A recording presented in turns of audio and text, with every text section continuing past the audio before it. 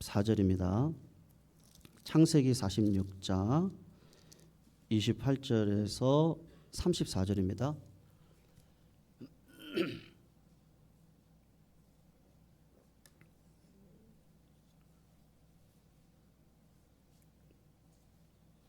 교독으로 읽겠습니다. 28절 제가 먼저 읽습니다. 야곱이 유다를 요셉에게 미리 보내어 자기를 고센으로 인도하게 하고 다 고센 땅에 이르니 요셉이 그의 수레를 갖추고 고센으로 올라가서 그의 아버지 이스라엘을 맞으며 그에게 보이고 그의 목을 어긋맞춰 안고 얼마 동안 울매 이스라엘이 요셉에게 이르되 네가 지금까지 살아있고 내가 네 얼굴을 보았으니 지금 죽어도 조카도다.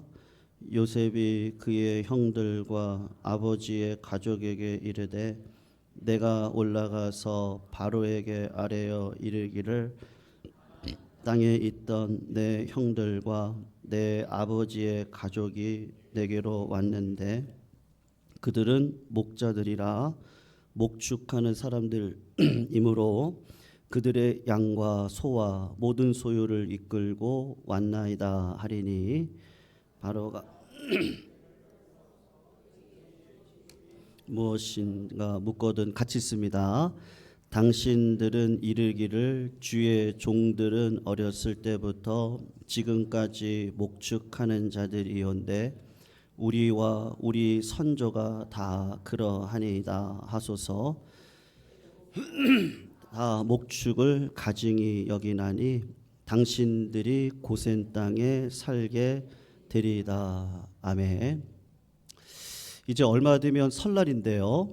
설날은 추석과 함께 우리 민족의 최대 명절입니다. 신라 시대 기록에도 설날이 나오는 걸 보면 분명히 역사적으로도 굉장히 오래된 명절이 설날인 것 같습니다. 설이라는 말이 여러 가지 뜻이 있더라고요. 한 살, 두 살, 나이를 먹는 날이라는 뜻이 우선적으로 있습니다. 그냥 나이를 먹는 것이 아니라 그냥 한 살 더 먹은 사람답게 성숙하게 살기를 기원하는 날이 설날입니다. 그리고 가보지 않은 새로운 세계가 우리 앞에 있잖아요. 그래서 어떤 뜻이 있냐 봤더니 설익은 날, 서투른 날이라는 뜻을 가지고 있습니다. 새로운 날의 미래에 대한 새로운 시작을 의미하는 날이구나라고 생각이 들더라고요. 그리고 설이라는 말이 어디가 어원인가 봤더니 선다라는 말의 어원입니다. 세우는 날이라는 뜻이죠.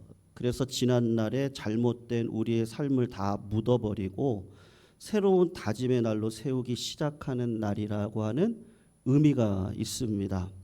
그리고 옛말에 이 설을 섭다라고 하는 것에서 왔습니다. 그러니까는 시읒 어에다가요 리을 미음 받침이 들어간 섭다라고 말에서 왔는데 두 가지 뜻이 있습니다. 하나는 뭐냐면 서럽다라는 뜻입니다. 지난날에 있었던 아프고 힘들고 어렵고 서러웠던 것을 이번 설날을 통해서 그 섭다, 이 서러웠던 것을 다 잊어버려라. 그리고 경건하게 몸을 깨끗하게 하고 마음을 새롭게 출발하는 날이다. 그래서 첫 발을 잘 내딛어야 된다. 그런 뜻이 있습니다. 설날에는 맛있는 음식을 나누며 먹지만은 성도님들 모든 음식 가운데 꼭 먹어야 되는 음식이 뭐죠? 설날이 되면요. 네, 떡국을 먹습니다. 음식 가운데 가장 긴 음식이 뭐냐 하면 이 가래떡이죠. 떡국이라는 것은 이 가래떡을 이렇게 길게 썰어서 국에 끓여가지고 다 같이 먹는 것인데 이 떡국이 상징하는 게 있습니다. 그게 뭐냐면 무병장수하는 거예요. 성도님들 무병장수하시기를 축원합니다. 그리고 이것을 썰 때 동그랗게 썰어서 국에다가 넣지 않습니까? 그러니까는 그 떡국 모양이 무슨 모양하고 똑같아요? 동전 화폐 모양하고 똑같단 말입니다. 그러니까 떡국을 먹으면서 무병장수도 기원하지만 우리 자식들에게 야, 돈 많이 벌어서 행복하게 살아라. 이제 그런 뜻도 있습니다. 그런데 가래떡, 떡국은 혼자 드시면 절대 안 되는 거예요. 예, 친지들, 먼 친지들까지 다 같이 모여서 한 자리에 모여서 떡국을 나누어 먹어야 됩니다. 그리고 어릴 적 기억이 있는데 어머니가 떡을 이렇게 썰은 거를 주머니에 넣어줬어요. 그러면 그 친구들 있는데 나가서 비석치기 하면서 애들한테 이거 떡을 나눠줬던 기억이 있거든요. 저만 있나요? 하여튼 뭐 있습니다. 예, 그런 기억이 있는데 그게 뭐냐 하면 그 부잣집 아이들이 특별히 가난한 아이들한테 엄마가 가르치는 거예요. 교육으로 가르치는 거죠. 이 떡을 굳어 있는 떡을 주머니 하나 넣어주고 야 가서 아이들한테 이거 나눠주고 오라고 그렇게 했던 전통이 이 설날에 있었던 떡국 먹는 전통입니다. 그래서 아이들에게 우리가 무병장수하는 이유가 뭐냐, 돈 버는 이유가 뭐냐라고 했을 때 우리 선조들의 지혜는 야 그거 나누기 위해서 우리가 함께 잘 가기 위해서 하는 거다. 그거를 언제는 좀 지켜보자는 거예요. 설날에는 좀 우리 지켜봅시다. 그런 의미로 이 떡을 썰어서 자식들에게 나눠줬습니다. 그리고 설날 모두들 설빔을 차려 입고 윗 어른들에게 세배를 합니다. 세배를 받는 윗 어른들은 자녀들에게 뭐를 싸주시는지 아세요? 음식을 싸주십니다. 원래 우리나라 전통은 음식을 싸서 부모 집에 찾아왔던 자녀들한테 음식을 나눠주는 게 전통인데 중국에서 돈을 나눠 세뱃돈을 줬거든요. 그게 우리나라에 들어오면서 아이들이 세배하고 나면 돈을 주기 시작을 했다고 하더라고요. 어쨌든 저희들 모이면 부모님들이 음식을 싸서 이렇게 보내잖아요, 자식들. 그런 전통이 있는 겁니다. 그리고 가정의 어른이 세배를 하게 될 때 어떻게 하냐? 먼저 하는 건 부부가 맞세배를 합니다. 한 해 동안 부부가 먼저 맞세배를 하는 거예요. 당신이 있어줘서 자식들이 이렇게 가정이 잘 자랐지. 아니에요, 여보. 당신이 있어서 우리 가족 먹여 살리느라고 고생 많았잖아요. 그러면서 부부가 서로 격려하는 맞세배를 먼저 하는 게 설날의 전통입니다.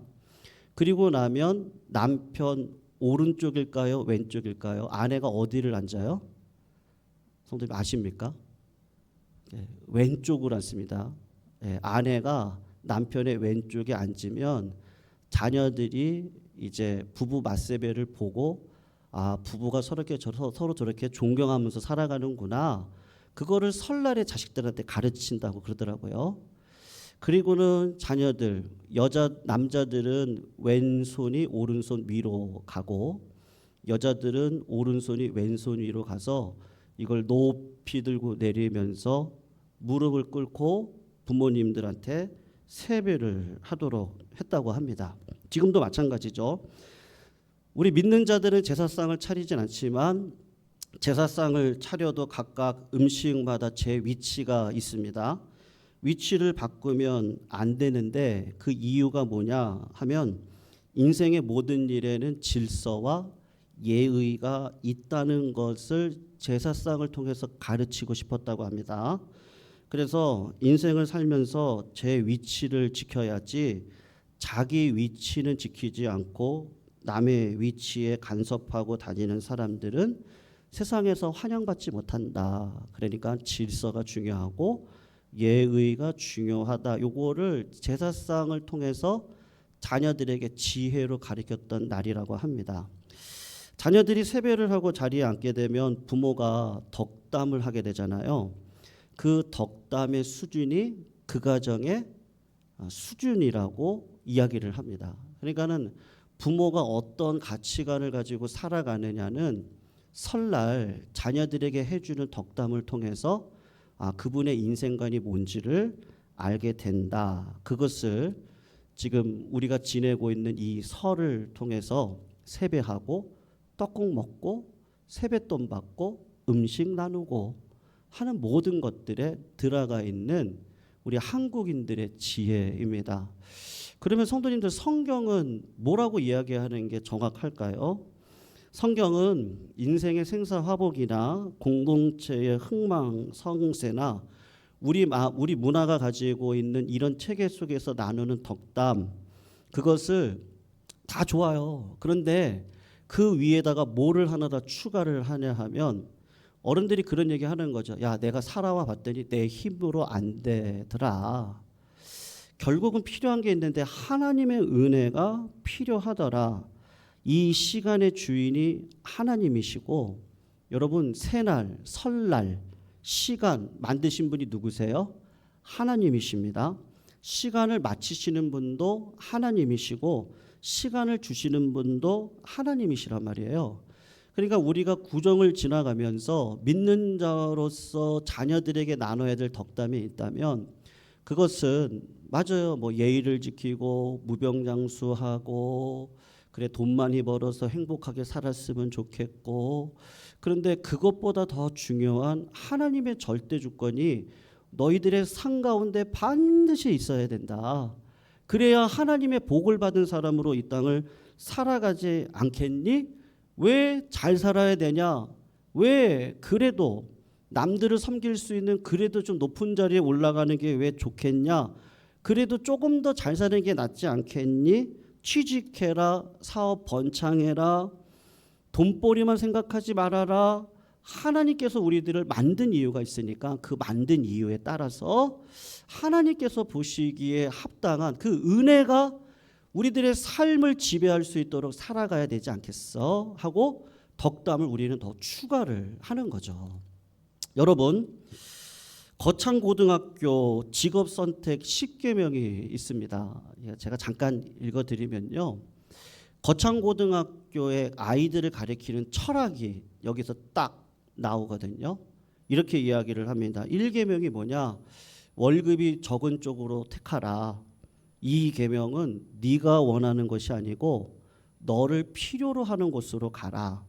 그리고 3계명은 승진의 기회가 있는 곳을, 기회가 거의 없는 곳을 택해라.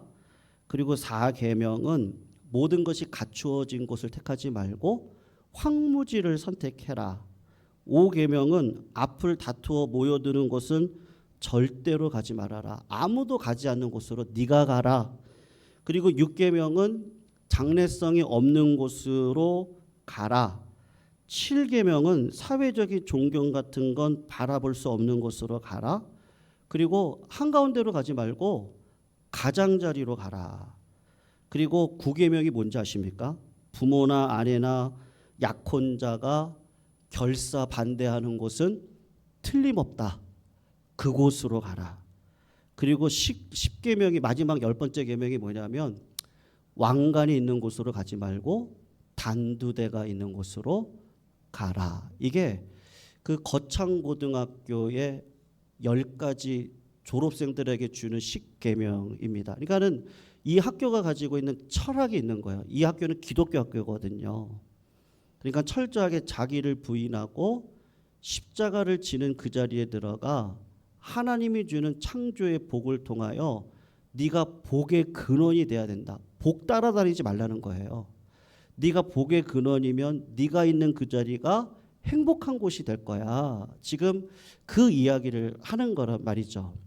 여러분, 오늘 본문을 이렇게 보시면요, 요셉이 계산을 제가 해봤거든요. 15년 만에 한마디로 이야기하면 이제 부모와 형제, 친지들을 다 만나가지고 뭐 하는 거예요?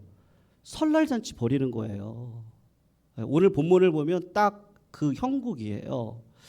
그런데 요셉이 형제들을 만났습니다. 그리고 요셉이 자기의 신분을 밝히죠. 그리고 아버지와 형제들을 다 애굽으로 모시고 옵니다. 그런데 요셉은 잘 알고 있어요. 이제 흉년이 2년 지났고 17살에 꿈꾸다가 형들에게 팔려버리잖아요. 그리고 이 13년이 지나서 총리가 되고 그 다음에 2년 흉년이 지나고 앞으로 5년 흉년이 남았어요. 그러면은 15년 만에 부모님과 형제 자매들을 만나는 거란 말이죠. 그러니까 앞으로 5년의 흉년이 있단 말입니다. 그러니 내 형제 자매들을 애굽으로 데리고 오고 싶은 거예요. 왜요? 보고 싶기도 하고 이 기근의 때에 그때는 부족 사회니까 어떻게 죽임을 당할지 모르지 않겠습니까? 그러니까 애굽으로 데리고 와서 인큐베이터 안에 집어넣어 이 고센 땅에서 나중에 보면 장정만 60만 명, 어른들까지 다 포함하면 아이들까지 포함하면 250만의 사람들이 되어서 출애굽을 하게 된단 말입니다. 그 첫 시초가 뭐냐 하면 오늘 바로 요셉이 아버지 야곱을 비롯한 형제들을 만나고 어떻게 보면 15년 만에 구정잔치를 벌이는 거란 말이에요. 그러니까 굉장히 중요한 시간이 아니겠습니까? 그런데 여러분 그렇게 만날 때 요셉이 무슨 얘기를 해야 상식적이겠어요? 성도님들이 이번에 구정 때 자녀들 만나고 할 때 무슨 얘기가 훨씬 더 상식적이고 세상적으로 맞는 덕담이겠어요? 떡국 먹으면서 무슨 이야기를 하시는 게 맞겠어요? 요셉이 이런 이야기를 하는 거예요. 도무지 이해가 안 되는 몇 가지 이야기를 하는데 이렇게 이야기를 합니다. 여러분들이 이제 바로를 만날 텐데 미리 리허설을 하는 거예요. 바로가 여러분들의 직업을 물으면 우리는 조상 때부터 목자들이라고 이야기를 하세요. 그리고 양과 소를 끌고 들어왔다고 말하세요. 그렇게 이야기를 하려는 거예요. 목자라고 이야기를 하래요. 우리 직업이 목자다. 무슨 말씀이에요? 나 시골 출신이에요. 네. 농부의 자식이에요. 그 얘기하려는 거거든요. 그러면서 그 이유를 납득되지 않는 이유로 이야기를 하는데 그게 오늘 보면 34절에 나와 있거든요. 뭐라고 얘기하냐면 애굽 사람들은 다 목축을 어떻게 여긴다고 그래요? 34절에 보면요. 가증히 여긴다고 이야기를 하고 있습니다. 그러니까는 애굽 사람들이 볼 때 이 사람은 천민 중에 천민이란 말이에요. 이 가족 자체가. 그런데 요셉이 덕담을 하면서 뭐라고 얘기하냐면 우리가 목축업을 한다고 해야 이 바로 세상 사람들한테 왕따를 당할 수 있고 고립된 생활을 할 수 있기 때문에 목축업을 한다라고 내가 시골 출신이라고 이야기를 하라는 거예요. 앞뒤가 안 맞고 이해가 안 되는 상황이란 말이죠. 세상적인 관점에서 보면. 왜냐하면 애굽은 철저하게 그 계급 사회란 말이에요. 1순위가 어디겠어요? 왕이고 그 다음에 제사장 그룹이란 말이에요. 그런데 그 제사장 그룹에 누가 들어가 있습니까? 요셉이 들어가 있거든요. 온 제사장의 딸과 결혼을 한 요셉은 제사장 그 최상위 그 계급에 들어가 있는 사람이란 말이에요. 그런데 자기 출신이 천민이라고 이야기를 하면 어떻게 되겠어요? 정통 속에 문제가 생기겠죠. 아니 저 천민 출신이 어떻게 제사장 출신으로 저렇게 서 있느냐 원망하고 불평하는 사람들이 생길 거란 말이에요. 그리고 바로는 힘이 있는 사람이니까 오히려 바로한테 잘 보여가지고 이번에 어떻게 하면 좋겠어요? 신분 상승하면 좋지 않겠습니까? 그러니까 이번이 기회란 말이에요. 세상적으로 보면 이번이 기회예요. 세상적으로 세계 속으로 나아갈 수 있는 기회예요. 높은 자리에 올라갈 수 있는 기회예요. 우리 자식들을 애굽 땅에다가 뿌리박고 고위간직에 올려놓고 그리고 평생을 떵떵거리면서 살아갈 수 있는 기회예요. 무병장수할 수 있는 기회고 돈 벌어서 행복하게 살 수 있는 기회란 말이에요. 그러니까 오래간만에 구정이 된 거죠. 아버지, 친지, 형제, 자매들 만나서 요셉이 반드시 꼭 기필코 여러분들 목축업을 한다고 꼭 이야기를 하십시오. 이 사람들은 목축업하는 사람들을 지긋지긋해합니다.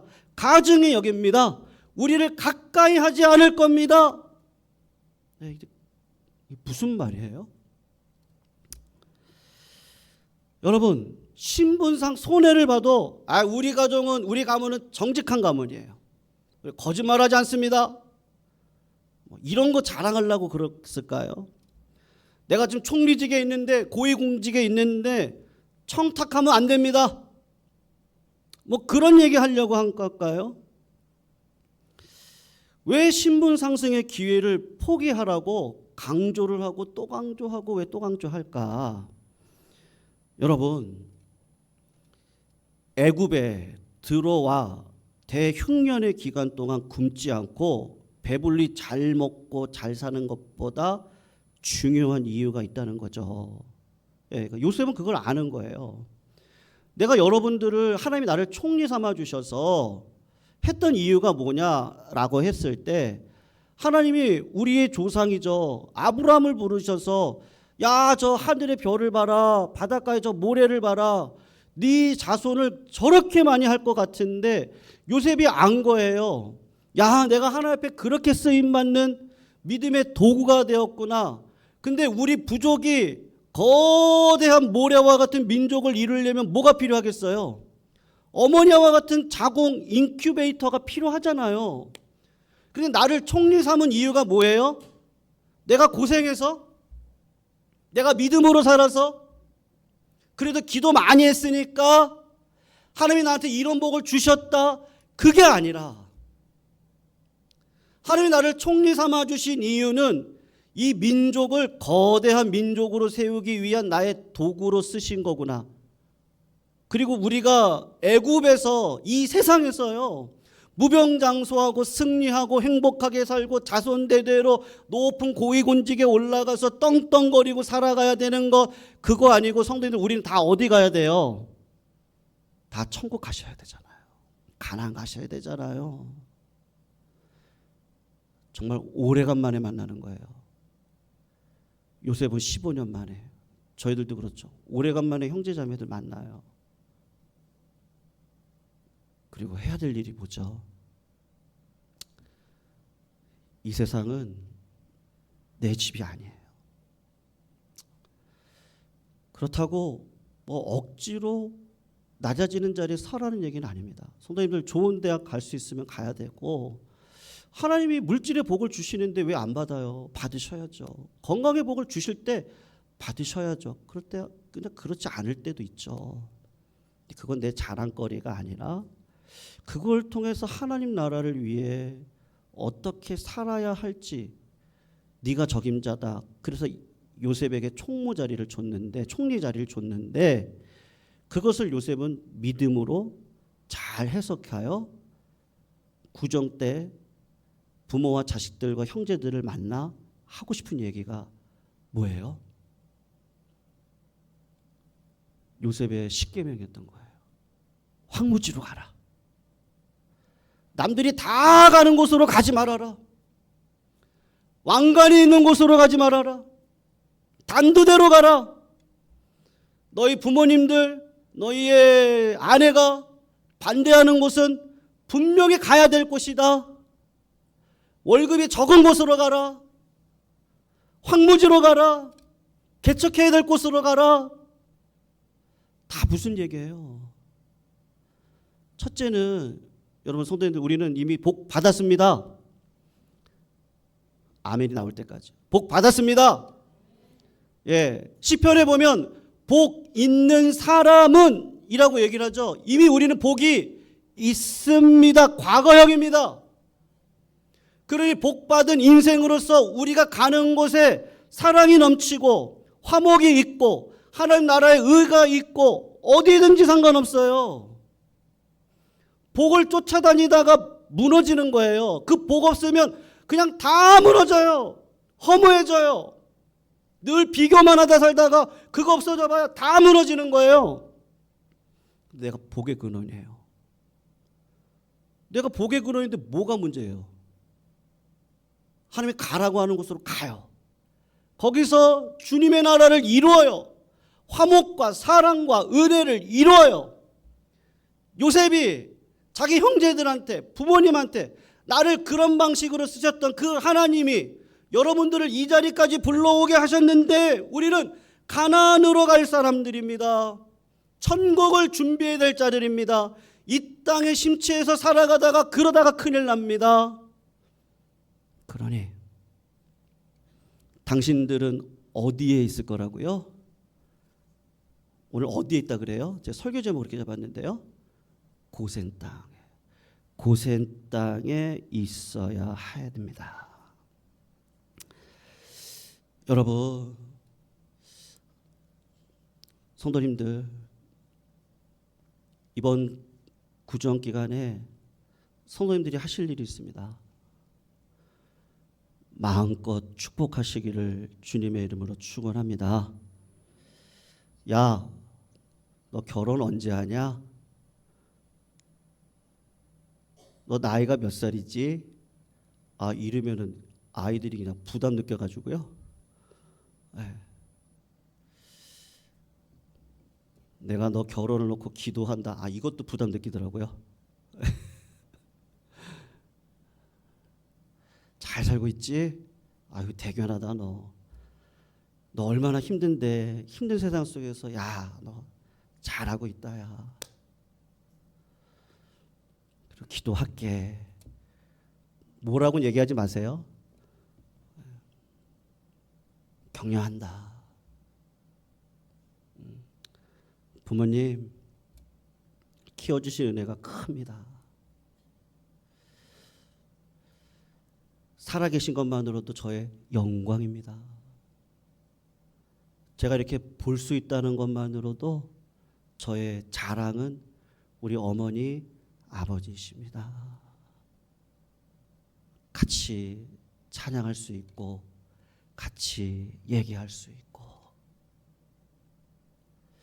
누가 그렇게 할 수 있어요?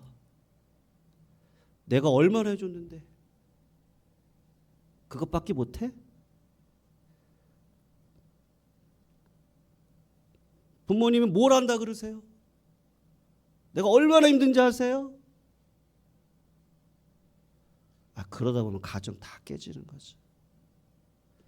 자녀들은 눈을 들지 못하고, 부모는 먼 산을, 자녀들을 보지 못하고 먼 산을 바라보고, 어이구, 이러면 그 가정이, 그 교회가, 그 사회가 어떻게 되겠어요?